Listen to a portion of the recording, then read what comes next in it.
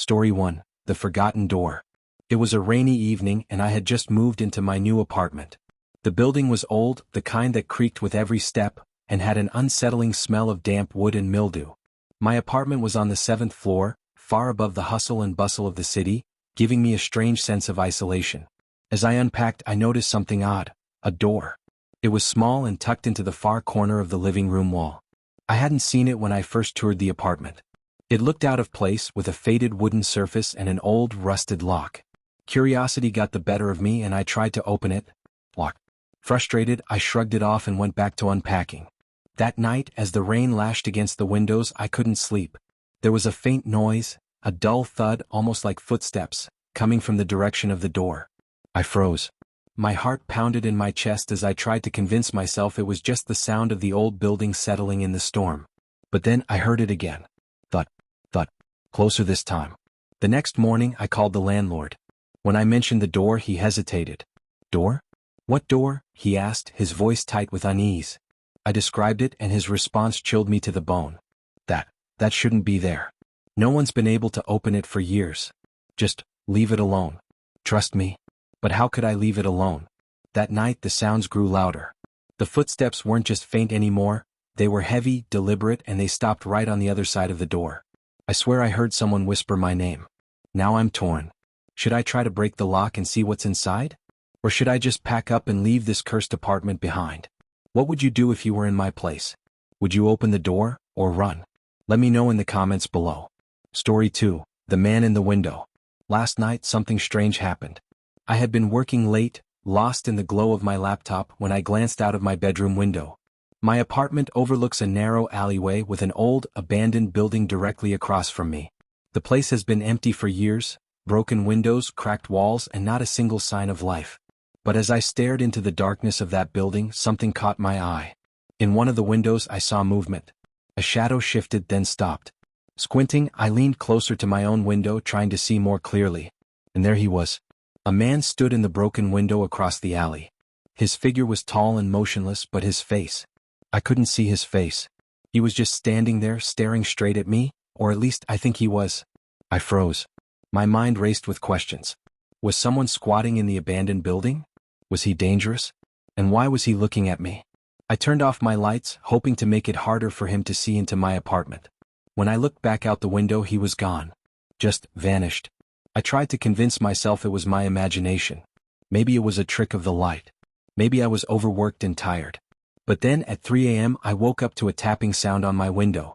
It wasn't loud, but it was deliberate. Tap, tap, tap. Gathering all my courage, I slowly pulled back the curtain. My heart nearly stopped. There was no one there, but on the glass, faintly visible in the fog from the cold night air, was a handprint. The handprint was fresh. Who was the man in the window? And how did he get so close to me without making a sound? What would you do if you saw someone watching you like that? Let me know in the comments below. Story 3. The Whispering Mirror. I had always loved antique stores, the smell of old wood, the forgotten treasures buried under layers of dust. So when I stumbled across a small ornate mirror at a local shop, I couldn't resist buying it.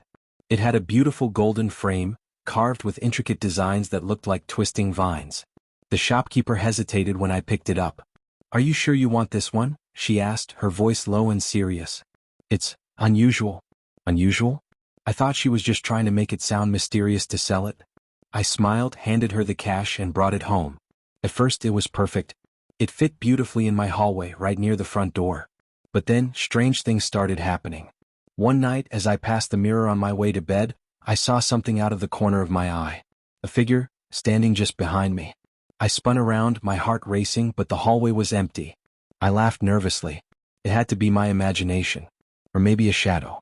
But over the next few days it got worse. Sometimes as I walked by the mirror, I heard faint whispers. I couldn't make out the words, but it felt like they were calling to me. Once, when I stared at my reflection, it blinked, but I hadn't. The final straw came last night. I woke up to the sound of glass shattering. I rushed into the hallway to find the mirror lying on the floor, unbroken. That's when I noticed something that made my blood run cold. The golden vines carved into the frame. They had moved. They were no longer twisting upward. They were reaching downward like claws pointing at something on the floor. I haven't slept since. What do you think the mirror is trying to show me? Would you keep it, or get rid of it? Let me know in the comments below. Story 4, The Locked Room. It was the kind of house you see in ghost stories, old, creaky, and full of secrets. I had just moved in, excited to start a new chapter of my life, but the house had an eerie charm. The previous owner had left in a hurry, leaving behind dusty furniture, old photographs, and one locked door. The door was in the attic at the end of a narrow hallway. It was small and unassuming, but no matter how hard I tried, I couldn't get it open. The key was missing and the hinges were rusted shut. I told myself it was nothing. Probably just an empty storage closet. But as the weeks passed, I couldn't shake the feeling that something was off about it. Sometimes, when the house was completely silent, I could hear faint noises coming from behind the door. A soft scratching. A muffled thud. One night as I lay in bed, I heard it again, but louder this time. It was followed by what sounded like whispering. I grabbed a flashlight and headed to the attic. When I reached the door, I pressed my ear against it. The whispering stopped. And then the doorknob slowly started to turn. I froze, unable to breathe. The door didn't open, but something tapped from the other side. 3 soft knocks. I ran downstairs, heart pounding, and didn't go back up until the morning. When I finally mustered the courage to return, I found scratches on the wood near the bottom of the door, deep, uneven marks as if something had been clawing to get out. Who, or what, is behind the door? Would you try to open it? Let me know in the comments. Story 5, The Phone Call at Midnight. It started as an ordinary evening. I was curled up on the couch, scrolling through my phone when it rang. The caller ID showed an unknown number. Normally I wouldn't answer, but something made me pick up. "Hello?" I said. For a moment there was nothing but static. Then a voice came through. It was faint, almost drowned out by the crackling noise, but I could make out the words. "Don't go to bed tonight?" I sat up straight, my stomach twisting in knots. "Who is this?" The line went dead. I told myself it was probably a prank call. I even laughed about it to calm my nerves. But as the night went on, the feeling of unease grew. I double-checked the locks on all the doors and windows, turned on every light in the house, and tried to distract myself. Around midnight, my phone rang again. This time there was no number, just the word unknown. I hesitated but answered. "Hello?" The same voice spoke, louder this time. "They're coming." Before I could respond, the line cut out. That's when I heard it. A faint tapping sound coming from the back door. Tap, tap, tap. My heart raced as I crept toward the door, gripping my phone tightly. The tapping stopped and I peeked through the peephole. There was no one there, but on the ground just outside the door was my phone. My phone, the one I was still holding in my hand. Who made the calls? And what did they mean? Could you ignore a warning like that? Let me know in the comments. Story 6, The Man in the Window. It was a late winter evening, and I was staying home alone while a storm raged outside. The howling wind and rattling windows made the house feel larger, emptier. I curled up on the couch with a blanket, scrolling mindlessly on my phone, trying to ignore the eerie stillness. At some point, I glanced toward the living room window, and froze. A man was standing there, staring at me. He wasn't pressed against the glass, nor was he close enough for me to make out his features. But his silhouette was unmistakable, dark and motionless against the dim light of the street lamp behind him. I couldn't move. My first thought was to call someone, anyone, but my phone slipped from my shaking hands. I didn't want to turn my back on him, not even for a second. Finally, I mustered the courage to stand. I inched toward the window, my heart pounding so loudly I could barely hear the storm. "Who's there?" I called out. My voice cracked, barely audible over the wind. No answer. When I got close enough, I reached for the curtain, ready to pull it shut. But just as my fingers touched the fabric, the figure disappeared. I blinked, stepping closer to the glass. The yard was empty. Just trees swaying in the wind. I told myself it must have been a trick of the light, my imagination running wild. But deep down, I knew I'd seen someone. Hours later, when the storm calmed and I was brave enough to check the yard, I found footprints in the snow leading right up to the window. But here's the thing, they didn't lead away. Who was watching me? And why didn't they leave? Can you imagine catching someone staring at you through your window? Tell me in the comments. Story 7, The Whispering Shadows. My grandmother always said her house was alive. As a kid, I thought she meant it in the whimsical way, like the house had a personality. But as I got older, I started to notice the things she refused to talk about. The way she avoided the basement after dark. The strange whispers that sometimes echoed through the halls when no one was around. When she passed away, I inherited the house. Moving in felt wrong, like the house didn't want me there. But I brushed it off. It was just an old building full of memories, right? That was until the night I saw the shadows. I was sitting in the living room, unpacking boxes, when I noticed something moving out of the corner of my eye. A flicker, like a shadow darting across the wall. I turned, but nothing was there. At first I thought it was a car passing by, headlights casting odd shapes through the windows. But the movements didn't stop. They grew faster, more deliberate. The shadows weren't random, they were watching me. I stood, heart racing, and tried to convince myself it was just my imagination. That's when I heard it. A faint whisper, like someone standing right behind me. "Get out." I spun around, but the room was empty. The whispering didn't stop. It followed me as I moved from room to room, growing louder, more insistent. By the time I reached the front door, I was trembling. I left that night and didn't go back for weeks. When I finally returned, I found a message scratched into the wood of the living room floor. "You were warned. What would you do if a house didn't want you in it? Could you stay? Let me know in the comments." Story 8. The elevator that didn't stop. It was a late night at the office. Everyone had gone home hours ago, leaving the building eerily quiet. My floor-to-ceiling windows reflected the fluorescent lights as I gathered my things to leave. I pressed the button for the elevator and waited, tapping my foot on the marble floor. When the elevator arrived, the doors slid open with a mechanical hum. The cabin was empty as expected. I stepped inside, pressed the button for the ground floor, and leaned against the wall. As the elevator descended, the air grew colder. At first, I thought it was the building's overactive air conditioning system. But the chill wasn't just cold, it was oppressive, like something heavy was settling around me. The elevator dinged, but the doors didn't open. The button for the ground floor was still lit, but the display above the door now showed nothing. Just a blank screen. Then the elevator started moving upward. I hadn't pressed any other buttons. Panic started to creep in as the numbers on the display flickered back to life, climbing higher and higher. Floor 12. Floor 13. Floor 14. It kept going, far beyond the top floor of the building. "Hello?" I called out, my voice echoing in the small cabin. "Is anyone there?" No response. The elevator shuddered to a stop. The doors slid open, but what lay beyond wasn't a floor, it was darkness.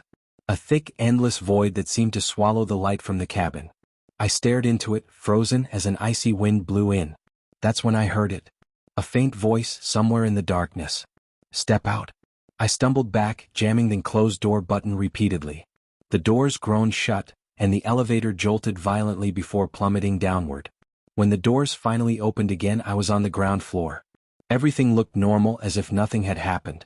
But when I turned to look at the buttons, the number 14 was glowing faintly, even though the building only had 12 floors. What would you have done if the elevator took you somewhere you couldn't explain? Would you step out? Let me know in the comments. Story 9. The mirror in the hallway. I've always been uneasy around mirrors. There's something unsettling about the idea of your reflection not being entirely yours. But I never thought much of it until I moved into my new apartment. In the hallway, there was an antique mirror left by the previous tenants. It was beautiful but eerie, its edges tarnished with age. I thought about removing it, but it seemed like too much trouble. The first time I noticed something odd, I was walking past the mirror late at night. Out of the corner of my eye, I could have sworn my reflection moved, just a second too late. I stopped and stared at it, but everything looked normal. I shook it off, blaming my tired mind. A few nights later, I heard faint footsteps in the hallway. Thinking it might be my upstairs neighbor, I ignored it.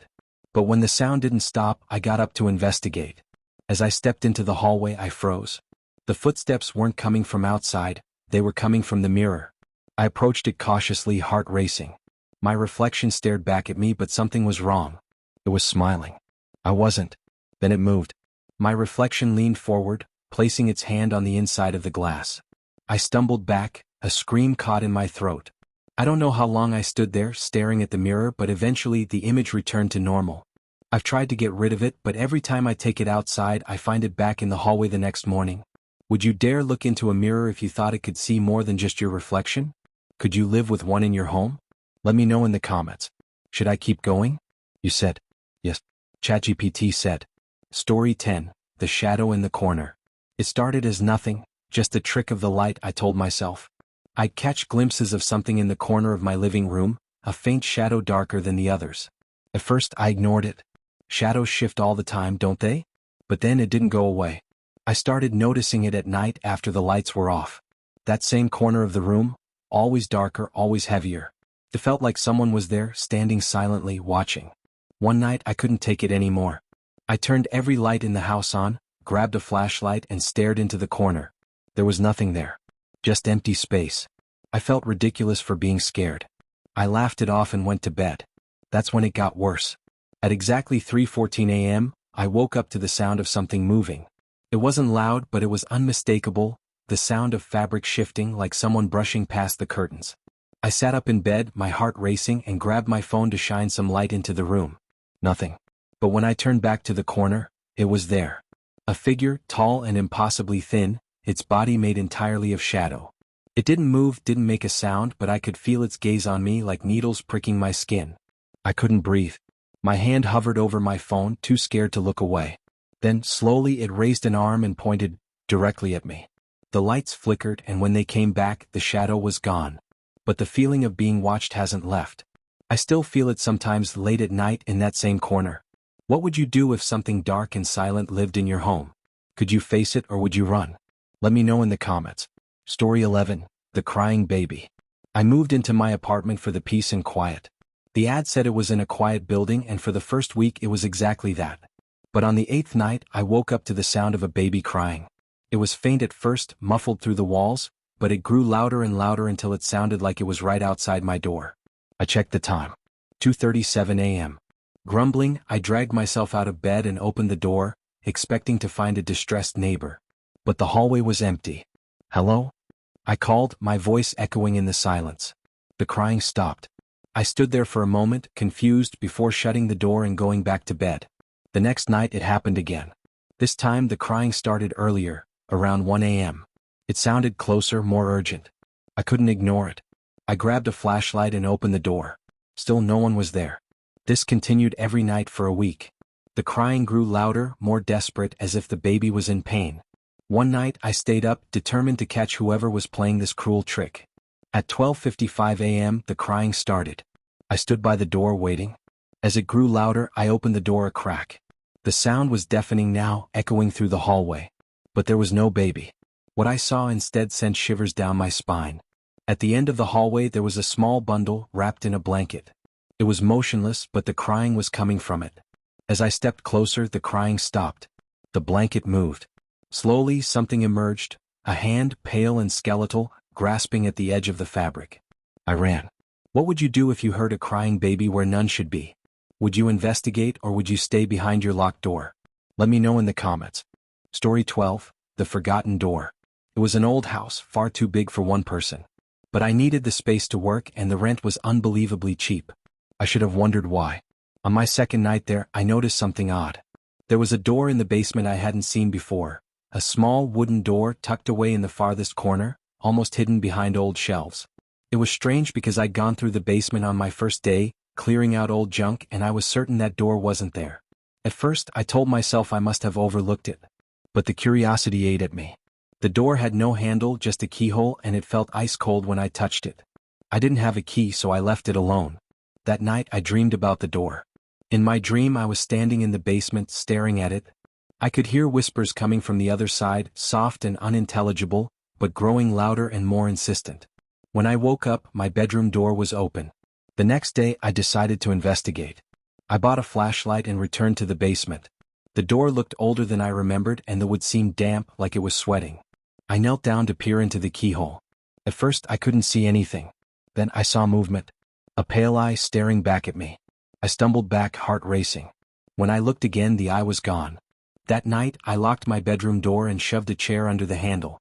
At 3 a.m. I woke up to the sound of scratching. It was faint at first but grew louder, more frantic. It was coming from the basement. The next morning I found claw marks on the door. The wood was splintered, like something had been trying to get out. Would you open the door if you found it in your house? Or would you leave it locked and never look back? Let me know in the comments. Story 13, The Silent Passenger. It was late and the roads were empty. I had a long drive ahead of me and nothing but the hum of my car and the faint music from the radio to keep me company. Around 1 a.m. I saw her. She was standing on the side of the road, just outside the reach of my headlights. A young woman, barefoot and wearing a pale dress that looked torn. Her hair hung in front of her face and she didn't move, didn't even seem to notice my car. I'm not proud of it, but I didn't stop. Something about her gave me chills. A mile later, my radio crackled, cutting out the music. A burst of static and then silence. I reached to adjust it, but my fingers froze when I looked in the rearview mirror. She was in my back seat. I slammed on the brakes, heart pounding. When I turned around, the back seat was empty. I laughed nervously, trying to convince myself I was just tired, imagining things. But as I started driving again, I noticed the air in the car felt cold. I turned on the heater, but it didn't help. And then, the faint sound of breathing. It wasn't mine. I glanced at the rearview mirror again. This time I could see her reflection clearly, her pale face, her dark eyes staring straight at me. I swerved to the side of the road, jumping out of the car. When I turned to look back, she was gone. Now, every time I drive that stretch of road, I feel like I'm not alone. Would you give a ride to a stranger if they looked like they needed help? Or would you keep driving? Let me know in the comments.